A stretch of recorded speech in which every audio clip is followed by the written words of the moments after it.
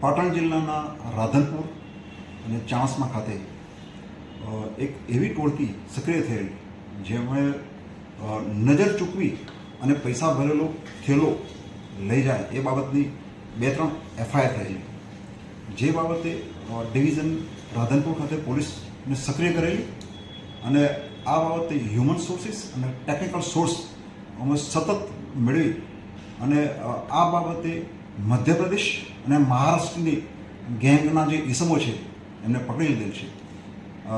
આ જે ગુનાઓ દાખલ છેલ્લા 15 દિવસમાં થયા છે એમાં પોલીસે ભારે જહેમત ઉઠાવી અને ટેકનિકલ સોર્સ મારફતે જે ચોરી કરનાર ઇસમો છે એ ચોરીના વાહનો સાથે આ ટાઉનમાં આવી અને આ રીતે નજર ચૂકવી પૈસા ભરેલી બેગો લઈ અને ઇન્ટિરિયર ગામડાઓના રસ્તે થઈ અને છત્રાલમાં જેડીસી વિસ્તારમાં એમણે જે ભાડે રાખેલી રૂમો છે ત્યાં રહેતા હતા.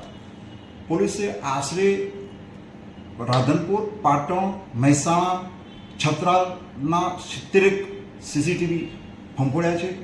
એ ઉપરાંત વેશ પલટો કરીને જેઆઈસી વિસ્તારમાં 3 દિવસ પડી રહ્યા છે અને આ બાબતે મધ્યપ્રદેશ અને મહારાષ્ટ્રની ગેંગના કુલ 6 ઇસમોને પોલીસે ઝડપી લીધેલ છે.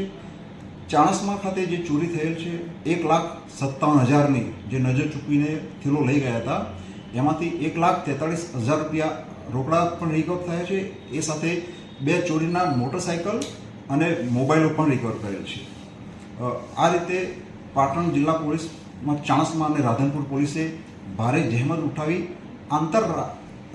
જે રાજ્ય આ રીતે ચોરી કરનાર ગેંગ છે એને પકડી લીધેલ છે અને ગુના ડિટેક્ટ કરેલ છે.